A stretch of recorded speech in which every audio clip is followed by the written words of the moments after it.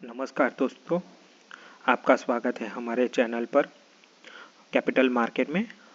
आज हम बात करेंगे ETF एक्सचेंज ट्रेडेड फंड्स के बारे में, जो भारतीय बाजार में निवेश करने का एक शानदार और किफ़ायती तरीका है। NSE पर उपलब्ध ये फंड कैसे काम करते हैं, उनके फायदे और सबसे अच्छे ETF कौन से हैं, आइए विस्तार से समझते हैं। तो पहले हम लोग समझते हैं ETF क्या है। बेसिकली क्या है कि जो नया बंदा है तो ETF क्या है, तो मैं उसको पहले थोड़ा इंट्रोड्यूस करवा देता हूँ। जिसको पता है वो भी समझ सकते हैं। ETF यानी एक्सचेंज ट्रेडेड फंड्स ऐसा निवेश उपकरण है जो किसी भी विषय, इंडेक्स, कमोडिटी या सेक्टर के प्रदर्शन को ट्रेड करते हैं।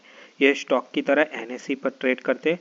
उदाहरण के लिए अगर निफ्टी 50 ETF खरीदते हैं तो आपके निफ्टी 50 के पूरे इंडेक्स में निवेश कर रहे हो, ऐसा होता है। ठीक है, तो कैसे, जैसे कि अपने निफ्टी 50 में 50 कंपनियां हैं। ठीक है, तो उसमें क्या है कि जैसे कोई कंपनी में हम लोग स्पेसिफिक, मान लीजिए कि मैं अदानी के स्टॉक में इन्वेस्ट करता हूँ या रिलायंस के स्टॉक में इन्वेस्ट करता हूँ, तो वहाँ पे मेरा रिस्क बढ़ जाता है। ठीक है, पर्टिकुलर स्पेसिफिक स्टॉक में मैं इन्वेस्ट करता हूँ। अगर मुझे उस स्टॉक के फंडामेंटल या फिर कोई जैसे को कुछ टेक्निकल मुझे नहीं पता है या फिर मेरे पास इतना टाइम नहीं है, तो मैं रिस्क भी नहीं लेना चाहता हूँ और मेरा पैसा भी ग्रो हो, तो उसमें क्या है, मैं सीधा स्टॉक के बजाय ETF में डाल सकता हूँ। जैसे कि निफ्टी 50 में अगर मैं बात करूं तो तीन नहीं लेकिन 5-6 साल पहले कुछ ऐसे स्टॉक थे, जैसे कि यस बैंक था मेरे हिसाब से। तो जो खराब प्रदर्शन, जिसका बैड परफॉर्मेंस रहता है फाइनेंशियल में, तो उसको निकाल के दूसरी कंपनी अंदर इन्वॉल्व हो जाती है। ठीक है, ये पूरा निफ्टी 50 के इंडेक्स के बेस पे ट्रेड करता है, ना कि कोई पर्टिकुलर कंपनी। ठीक है, जो अच्छा प्रदर्शन नहीं करेगा उसको निफ्टी 50 से बाहर निकाल दिया जाएगा थोड़े या कुछ समय के बाद। ठीक है, देखने के बाद, ऑब्जर्वेशन करने के बाद। तो ये ETF है, तो बहुत ही एक अच्छा किफ़ायती टूल्स है अगर किसी को इसमें इन्वेस्ट करना है तो। ठीक है, अभी हम लोग आगे बात करते हैं ETF निवेश क्यों करें, उसके फायदे भी हमें पता होना चाहिए। तो फर्स्ट है डाइवर्सिफिकेशन। आप लोगों ने काफ़ी बार सुना होगा कि डाइवर्सिफिकेशन होना चाहिए, डाइवर्सिफिकेशन। तो ETF, ये जो ETF है, हम लोगों को एक डाइवर्सिफिकेशन सीधे तौर पे प्रोवाइड करता है। ठीक है, लो कॉस्ट, तो एक लो कॉस्ट भी है। म्यूचुअल फंड की तुलना में ETF एक्सपेंस रेशियो काफ़ी कम होते हैं। ठीक है, आपने एक्सपेंस रेशियो देखा होगा म्यूचुअल फंड में वो समय, तो उसके तुलना में काफ़ी कम है, लो कॉस्ट। ठीक है, ठीक है, और लिक्विडिटी, तो लिक्विडिटी भी अच्छी खासी है। मान लीजिए कि मैंने आज ये निपॉन का ETF है आपके सामने, जो चार्ट पे मैंने बताया आपको, वो निपॉन का ETF है। मान लीजिए कि आज मुझे पैसों की ज़रूरत है किसी कारण से, और मैंने म्यूचुअल फंड में डाला होगा, तो म्यूचुअल फंड में आज मैं सौदा अपना जो बेचता हूँ, तो आज की क्लोजिंग प्राइस पे बिकेगा, फिर वो 2-3 दिन सेटल होने के बाद वो देते हैं। जबकि ETF में क्या, अभी मुझे चाहिए तो मैं तुरंत ही अपने जो ब्रोकर है, जो कोई भी ब्रोकर है, वहाँ पे मैं तुरंत ही बेच सकता हूँ, फिर कल मेरे जो सेटलमेंट होके सीधे मेरे अकाउंट में आ जाएंगे। ठीक है, तो ये एक अच्छी बात है, हम लोग तुरंत बेच सकते हैं उसको, तो मेरे हिसाब से ये अच्छा है। तो अभी बात करते हैं NSE पर पॉपुलर ETF कौन से हैं। तो मेरे हिसाब से एक पहला जो है इंडेक्स ETF है, जो निफ्टी 50 या सेंसेक्स का भी हो सकता है। इसमें उदाहरण तौर पे एक निपॉन इंडिया, जो मैंने यहीं पे आपको दिखाया है, ये निपॉन इंडिया का ETF है। और दूसरा ICICI का भी रहता है। फिर गोल्ड ETF आता है। अगर मान लीजिए कि मैं ऐसा बंदा हूँ कि नहीं, मुझे सिर्फ गोल्ड में ही इन्वेस्ट करने हैं, लेकिन मेरे पास इतने पैसे हैं नहीं, क्योंकि अभी 80,000, मैं राउंड फिगर ही बात करूँगा ताकि मैं प्रॉपर वो प्राइस नहीं अभी डिस्कस करूँगा। 80,000 के आसपास है मान लीजिए गोल्ड अभी, मेरे पास 80,000 इन्वेस्टमेंट करने के लिए नहीं है। ठीक है, फिर दूसरी, काफ़ी आप लोगों ने देखा होगा कि जो दूसरी प्राइवेट कंपनियां हैं, वो बोलते हैं डिजिटल गोल्ड ले लो हमसे 15-20 रुपया, तो मान लीजिए आपने वहीं से खरीद लिया, कोई कारण सर वो कंपनी जो उनका जो डिजिटल गोल्ड था वो, या तो कंपनी बंद हो गई या तो पैसे डूबने के चांस बहुत ज़्यादा रहते हैं।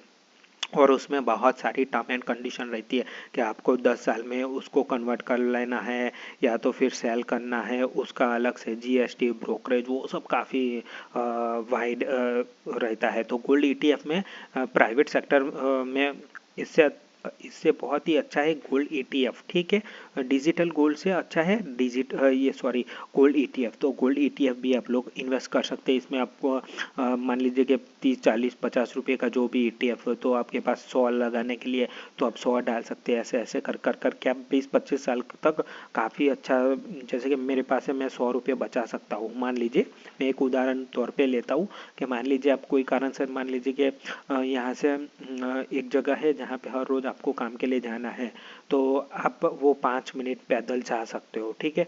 तो और वहाँ से आपको 10 या 20 रुपये बच सकते हैं। तो मान लीजिए कि महीने में आप 30 दिन रहते हैं, तो 25 दिन तो आप वैसे भी, तो 25 जो 25 डेज का है उसको मल्टीप्लाई, तो 250 आप लोग बचा सकते हैं, ठीक है। ऐसे एक गणित है मेरा। तो 250 आप गोल्ड ETF में भी डाल सकते हो, ठीक है। तो जो आपकी सेहत भी अच्छी रहेगी और आपका इन्वेस्टमेंट भी बढ़िया हो जाएगा, ठीक है। तो एक गोल्ड ETF है, सिल्वर ETF है, वहाँ पे भी आप डाल सकते हैं। फिर अभी तो सेक्टरल ETF भी आ चुका है।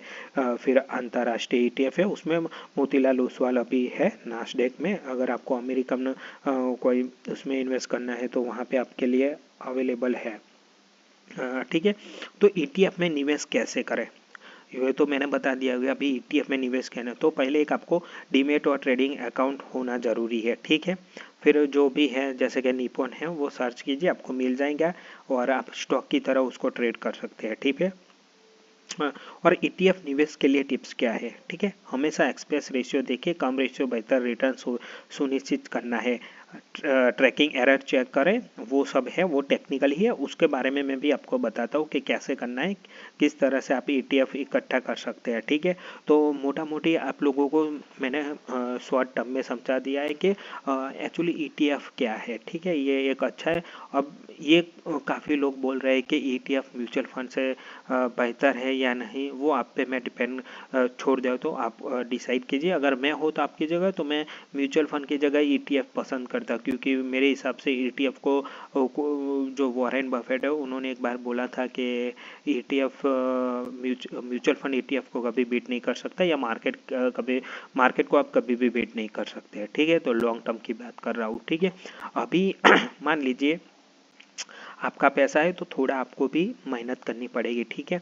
मान लीजिए आपके पास सब कुछ है, डीमेट अकाउंट है, आपको पता है आप 300 500 1000 जो भी है बचा सकते हैं। तो अभी मैं आपको एक तरीका दिखाता हूँ, ठीक है, कि कैसे ETF को हम लोगों को परचेस करना है, कब करना है, महंगा है सस्ता है, ठीक है। आप वैल्यूएशन छोड़ दीजिए, रेशियो छोड़ दीजिए, सब कुछ छोड़ दीजिए। मैं आपको एक टिप्स देने वाला हूँ, बहुत ही बेहतरीन टिप्स है वो, ठीक है।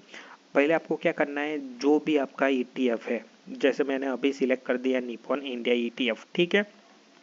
आपको कुछ नहीं करना है, 2 मूविंग एवरेज लगा देना है, 200 डे का मूविंग एवरेज लगा देना है, ठीक है। 200 डे का मूविंग एवरेज लगा देना है, आपको कुछ नहीं करना है। आपको सिंगल डे, यहाँ पे मैंने सिंगल डे, ठीक है। तो मान लीजिए कि जैसे ये अप्रैल के बाद कभी भी ये नीचे नहीं आया, फिर एक ही बार यहाँ पे ट्राई किया लेकिन दूसरे दिन ऊपर चला गया, ठीक है। तो आपको ये करना है, मैं आपको एक टिप्स बता देता हूँ कब आपको ETF ज़्यादा खरीदना है, कब नॉर्मल खरीदना है, ठीक है। मान लीजिए कि यहाँ पे मैं अपना 1000 की आप ETF हर महीने बाई करते हैं, ठीक है। तो आपको यहाँ पे हर महीने 1000 की ही ETF बाई करनी है। ये 200 के डे के ऊपर जितना रहता है तो आपको 1000 ही रुपया डालना है, ठीक है। जैसे इसके नीचे ये ट्रेड होता है, देखिए ये पूरा मई जून 2 महीना, जुलाई, तो ये 3 महीने इसके नीचे रहा, तो आपको जो 1000 है वो 1500 की कर देनी है, ठीक है। याद रखिए, आप थोड़ा एग्रेसिव 500 रुपया या कुछ भी आपकी अमाउंट के हिसाब से, लेकिन थोड़ा एग्रेसिव होके फिर बाई कीजिए। जैसे इसके ऊपर ट्रेड होना चाहते हैं, वापस आप नॉर्मल 1000 रुपीज़ पे आ जाइए, ठीक है। वापस 1000 रुपीज़ पे आपको आ जाना है, ठीक है। अभी 1500 तो आपने कर दिया, ठीक है। देखिए ये यहाँ पे आप लोगों ने अच्छा खासा एग्रेसिव बाई किया होगा, तो यहाँ पे आपको अच्छी खासी क्वांटिटी मिली होगी और यहाँ पे आपको डबल प्रॉफिट हुआ होगा, ठीक है। अभी और एग्रेसिव है ना, ठीक है। ये तो डेली बेस पे मैंने आपको बताया कि डेली बेस पे अगर मंथली मिलता है तो आपको 1000 नहीं 1500 डालना है, ठीक है। आपको चेक भी करना है, अगर वीकली बेस पे नीचे जा रहा है, जैसे यहाँ पे मैंने डेली रखा है, तो वैसे ही अब मैं आपको ये 1 मिनट रुकिए, मैं देखता हूँ।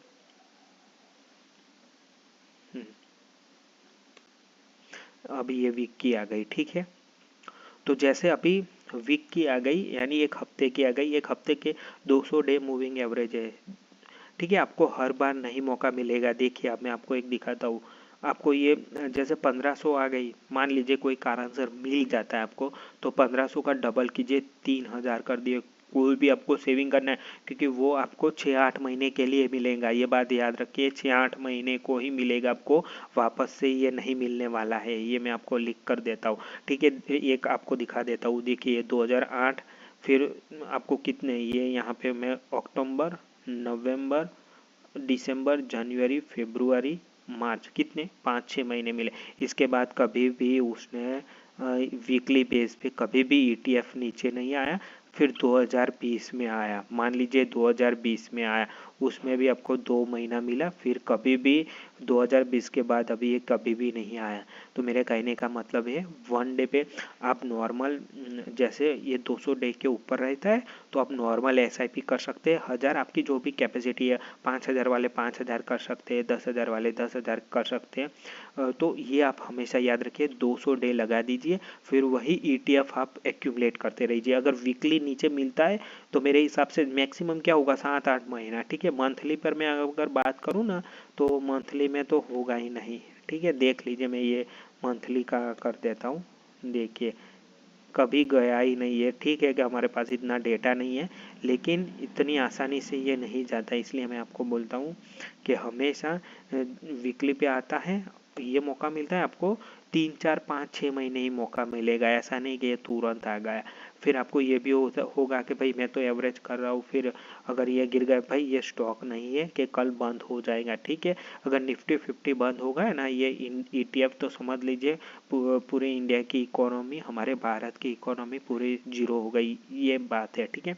तो मैंने आपको एक अच्छा सा कैसे किस तरह से इन्वेस्टमेंट करना है ईटीएफ में ये भी बताया, टेक्निकल करके भी बताया आपको। ईटीएफ को कैसे बाय कर सकते हैं वो भी मैंने आपको बताया। हमेशा याद रखें 200 डे लगाना है।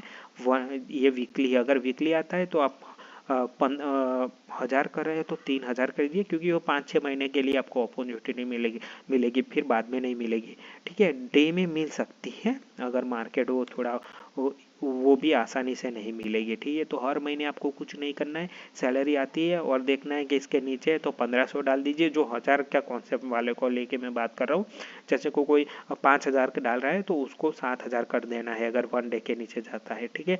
10,000 वालों को 15,000 कर देना है, ठीक है। तो ऐसे ही आपको ईटीएफ बाई करना है, ठीक है। फिर जैसे वन डे के ऊपर चला जाए तो आपको नॉर्मल अपने जो रूटीन है 1000 उस पे आ जाना है। वन डे के नीचे आता है तो आपको और एग्रेसिव होना चाहिए, और वीक के नीचे आता है तो और एग्रेसिव होके बाई करना है। मंथली में तो मैंने देखा नहीं, अगर आता है तो मैं तो बोलता हूँ और एग्रेसिव होके बाई करना चाहिए, क्योंकि ये कुछ ये ऐसा नहीं यस बैंक की तरह या कुछ ऐसी दूसरी DHFL की बात कर रहा हूँ, तो ऐसे कोई कंपनी की तरह है नहीं कि आपका इसमें पैसा डूबेगा, आपका इसमें अच्छा पैसा बनेगा। ये जो कॉन्सेप्ट है मैंने आपको टेक्निकल बताया है, वो आप गोल्ड ETF में भी अप्लाई कर सकते हैं, सिल्वर ETF में भी अप्लाई कर सकते हैं, और निफ्टी 20 में हमारे पास ये बैंक निफ्टी भी है, जूनियर निफ्टी भी है, आपके पास अच्छा खासा ETF का है। तो मेरे हिसाब से म्यूचुअल फंड से ज़्यादा मुझे ETF अच्छा लग रहा है। तो मेरे हिसाब से मैंने आपको एक अच्छा कॉन्सेप्ट बताया है ETF क्या होता है, कैसे इन्वेस्ट करना है, क्या होना चाहिए। तो ये इस वीडियो में मैंने पूरा कवर किया है। तो प्लीज़ वीडियो को लाइक कीजिए और चैनल को सब्सक्राइब कीजिए। Thank you for watching.